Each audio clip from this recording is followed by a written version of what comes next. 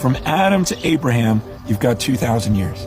Abraham to Jesus, you have 2,000 years. Jesus to us, you've got about 2,000 years. That's 6,000 years. 6,000 years that Satan has been ruling this earth since Adam. Now the Bible talks in Revelation in the end about a 1,000-year millennial reign, a kingdom that's going to happen on the earth where Christ rules on the earth. Okay, you understand that he's waiting for the people to say, blessed is he who comes in the name of the Lord. There's a fullness of this time of the Gentiles when the gospel is going to preach to all the earth, and then the end's going to come. But isn't it crazy that this has been going on for 6,000 years? Remember the pattern: 6 days, a day of rest; 6 years, a year of rest; 6,000 years.